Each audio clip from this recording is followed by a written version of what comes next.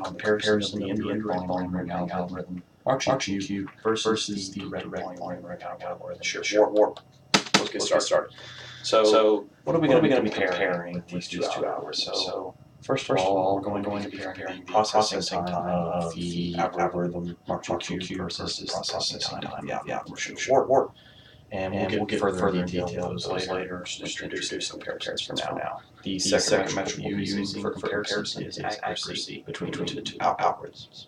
So first of all, what are these algorithms used for? So in our project, we decided to focus on the use of volume rendering algorithms in the field of medicine. So specifically, the images that we're going to be focusing on are DICOM images. So what are exactly DICOM images? DICOM images is an acronym for a medical imaging format that is standard internationally, and it is the digital imaging communication medicine. So it is standard that is accepted internationally for CT scans, MRIs, CAT scans, different kinds of medical imaging processing that have these are the image formats that they come in. So these algorithms are going to be generating 3D reconstructions of two-dimensional DICOM images, which is the focus of this project and how those rendering algorithms form. The two-dimensional rendering algorithms referred to, as I said, were RGQ shear warp. Throughout this presentation, we'll now referring to those as MC and SW respectively. So these two algorithms differ mainly on their implementation. So the indirect versus the direct volume rendering.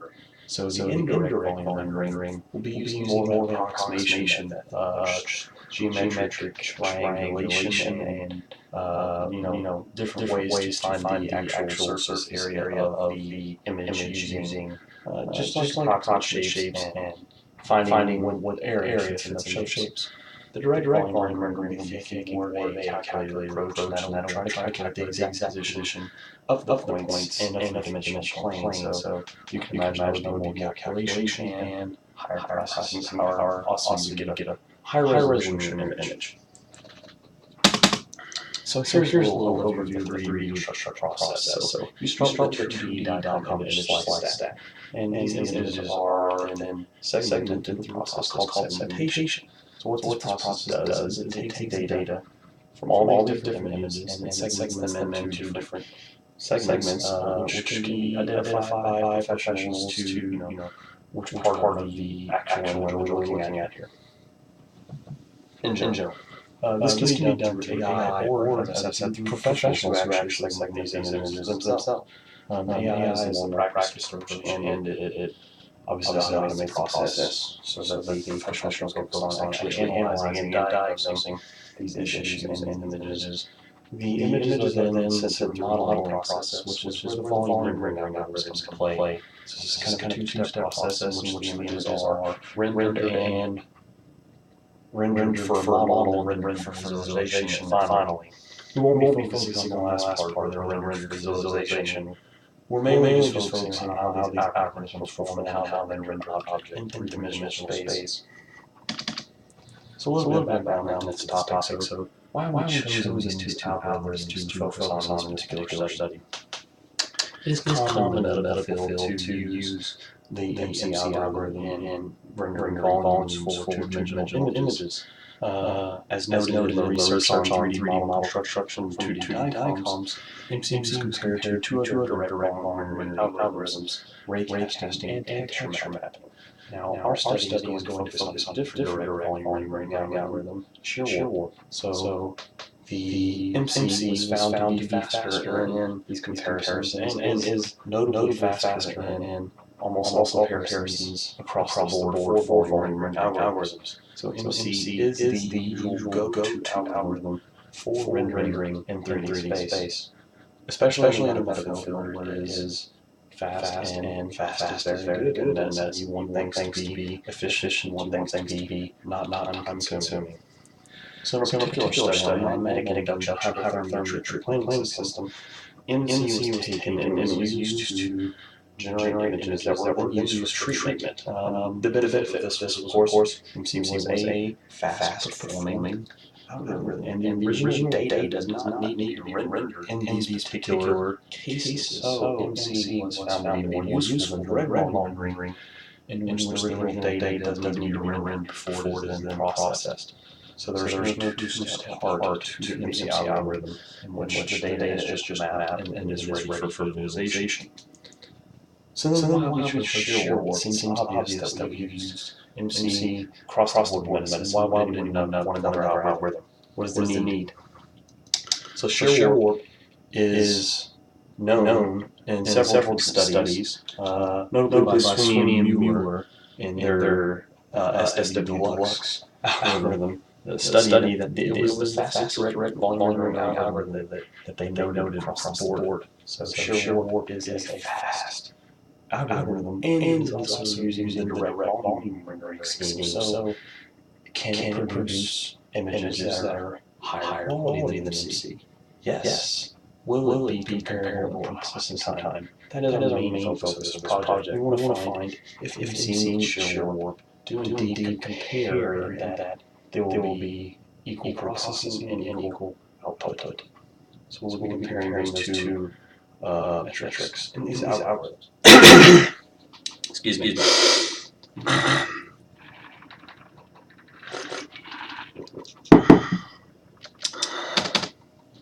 So a quick overview of how the margin cube algorithm works. So essentially, you have this is a three-dimensional space. All be drawn in two-dimensional space to get a better idea of what is actually happening here. So imagine you have just an object. Let's draw two-dimensional space. This will be extruded obviously in 3D. Let's just visualize 2D for now. So imagine you have an object, and then you have a grid with a bunch of cubes. In this case, two-dimensional spaces and squares.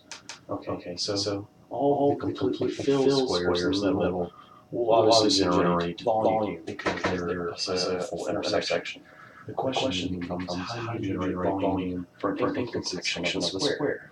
So if you have a square that's this, and a piece of volume goes here, what then happens to the piece? How is it rendered? So this is kind of how volume rendering algorithms work, what the focus really is.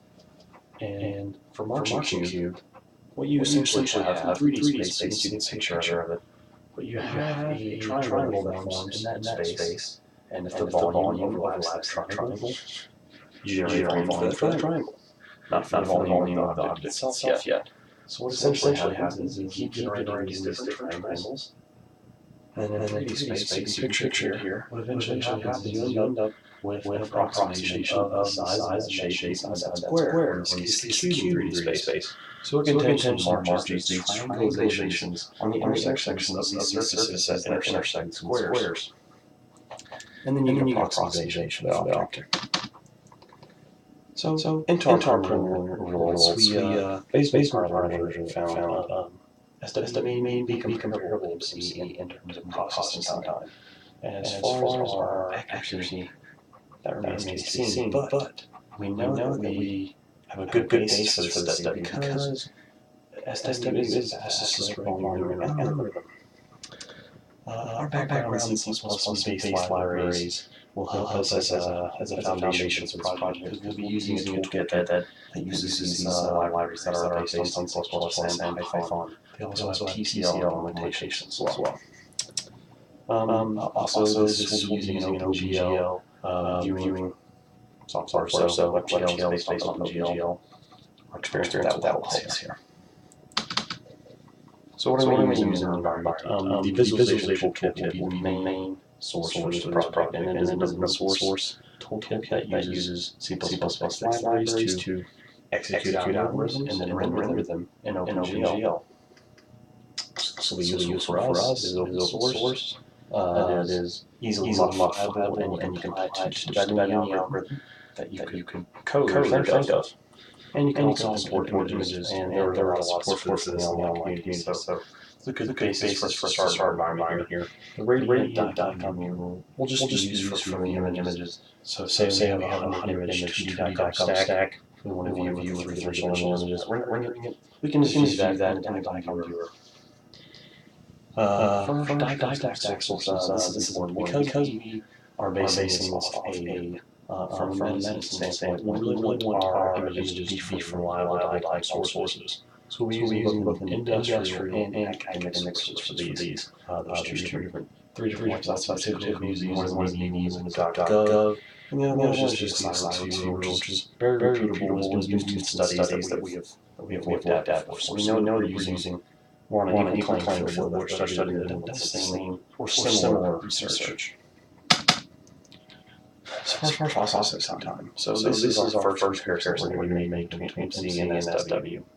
We want to find the CPU cycles, the mean CPU cycles that it takes to fully render an object.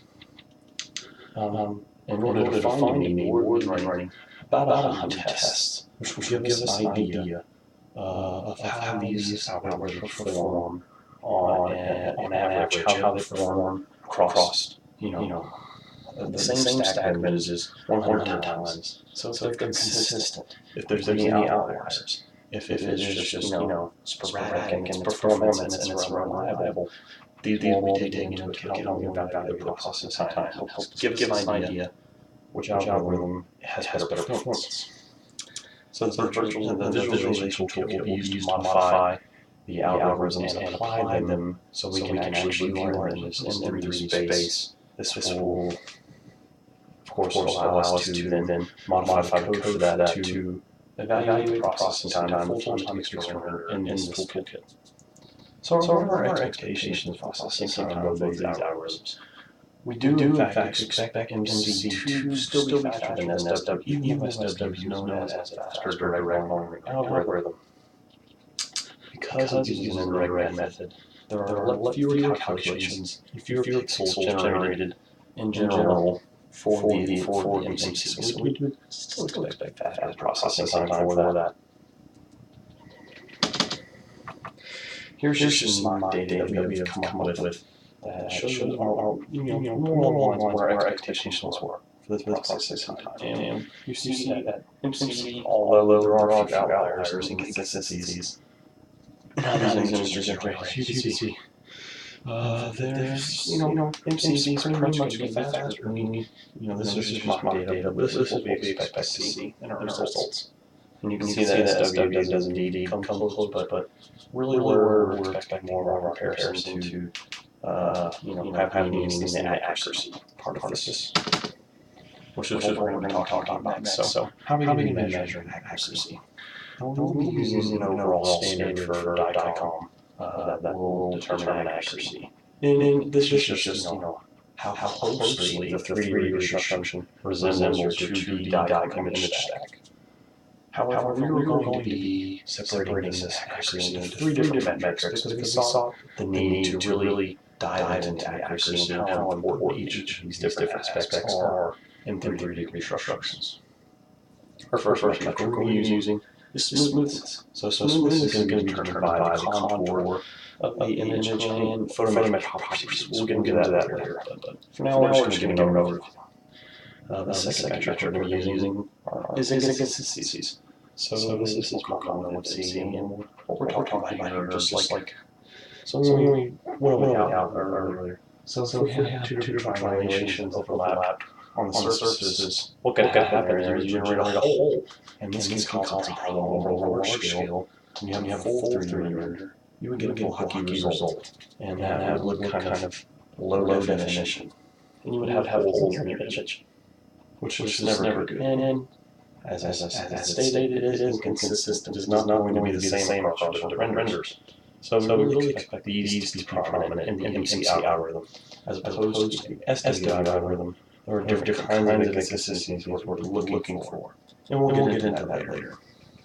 As far as the resolution, there is a traditional method for determining resolution in an image, and this is just the number of pixels that are in the image. So we know the resolution is the actual number of pixels that we expect to see. However, we're going to be determining a different method for resolution, which we'll talk about in just a minute. Now, as I stated here, there will be an overall view of accuracy, and this will be determined by the weighted average of these three aforementioned metrics. Each metric will be given a weight, and the average ratio of these will determine the accuracy of the algorithm. So first metric. What constitutes smoothness? So I mentioned contour. More specifically, what we're talking about here are the edges of the shapes and the smoothness of the edges of the shapes and really just how the edges are contoured, what that looks like in 3D space. So for MC, for example, if we had like a blocky result on a smooth rounded part of the image that we expect to be smooth, then this contour would be considered on the low end scale. We'll give it a lower rating. For photometric properties, what we're really looking at here are the lighting and shading of the images. So how do the lighting and shading of the images really result in the overall view of the image? Does it deteriorate the look of it? Does it inhibit our actual analysis of the image? These will be taken into account for photometric properties. And these scales will be determined on kind of a 1 to 10 scale, or just giving a general score to these different properties and how they affect the view of the image. So the weight of the total accuracy that smoothness will have is going to be the second highest. So there's three different metrics, as I mentioned. Smoothness will have the second highest. We expect resolution to be the most important, most significant. So we'll have the first highest weight. And the lowest will be the inconsistencies, which we'll talk about now. So as I said before, holes are defined in the March-Cube algorithm specifically. And these are the visual pixels of voxels share faces in different organizations mentioned. And this is noted in the study as well, where this was a common problem in MC. It has been improved since then. This is a very old algorithm. Started back in the 1980s. So there have been improvements made to MC to improve the triangulation method, where they would not generate in the same basis. You would not have these holes. However, what the end result of this is a lower resolution than the original MC algorithm, but you get rid of the holes. So you have more approximation that has to happen in order to generate that empty space. We seek to rectify this in future work. However, our purpose of this project is merely just for comparison purposes. And as I said before, inconsistencies will have the lowest weight of the three different metrics. The highest of which is resolution. So in resolution, MC versus SW, we do expect MC to have a lower native resolution. So this is an inherent disadvantage. Because SW is a direct volume algorithm, it will have more calculations. There will be more points generated, and there will be more post-processing done on the image. This is an inherent disadvantage to MC because it does have fewer calculations. So our form of resolution will not be the traditional method, but what we'll be focusing on are the number of pixels produced per CPU cycle. So what does this mean then? Resolution will be determined by the number of pixels in terms of processing time. So in a given processing time, so say the image takes 5 minutes to produce, how many pixels does it generate in a 5-minute process? This will determine resolution and meet time into the processing time in this case to give MC and SW more level playing around because of that inherent disadvantage of the indirect versus direct volume renderings. And as I said before, resolution will be the most significant weight in terms of total accuracy, meaning that we're really going to be looking at resolution because it takes processing time into account. This is our main metric of comparison of these two algorithms. So in terms of validation, how are we going to be putting our data into context in terms of other studies? So prior examples where they've used DICOM image stacks, they're pretty common DICOM images such as organ tissues and skulls and things of that nature in sections. We're going to be using similar images in our studies to make sure that we're not using any kind of erroneous data that makes our research obsolete. And for execution time, what we're really looking at here.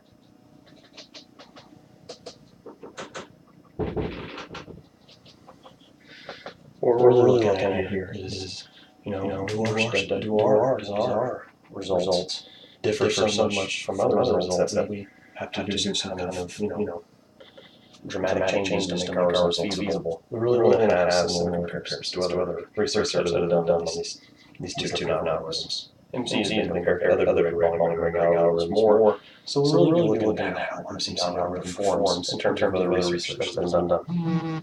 There's less support for SW, so that will be more up in the air. We'll relate that to the MC and how we validate that.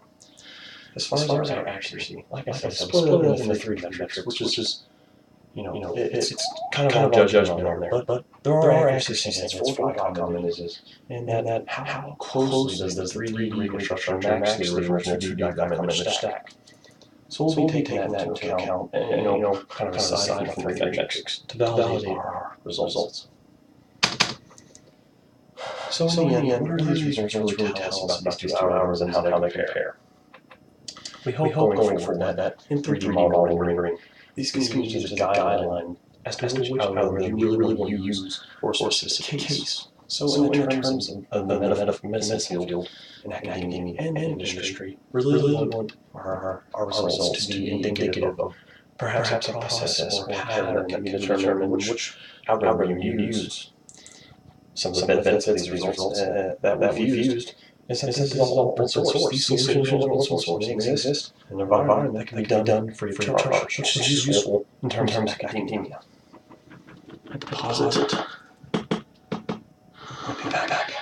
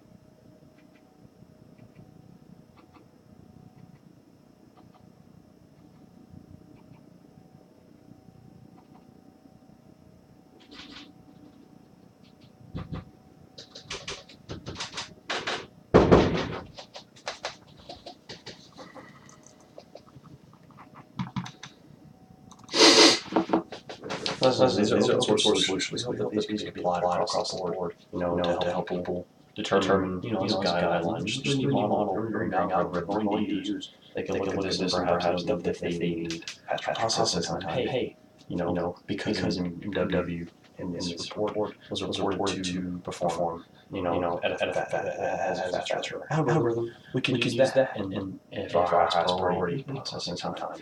However, highest priority is not processing time, but just the accuracy of the image we found. In this study, shear was found to have better accuracy, had higher resolution, there were more pixels that were generated per, average processing time. There were also, less consistency in the images, there were holes in the objects, and we found better smoothness, in terms of accuracy.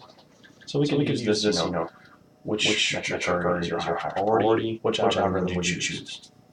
As far as future work, we really want to see algorithm to have fast processing time because that is already the benefit that it does have over the other algorithms.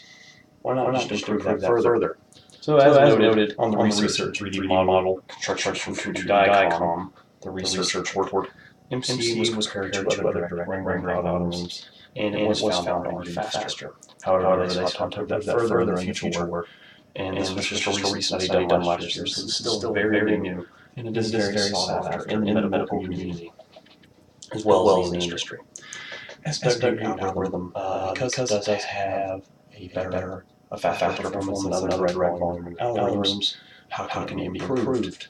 And in a study found by Sweeney Mueller, the SW algorithm can have better shading in its images. In terms of the photometric properties, you can improve the lighting and shading of SW for your reconstructions that occur, and you can make them look better just by having better shading. This can help viewing of an image and determining which parts of an image, which segments are highlighted, which aren't.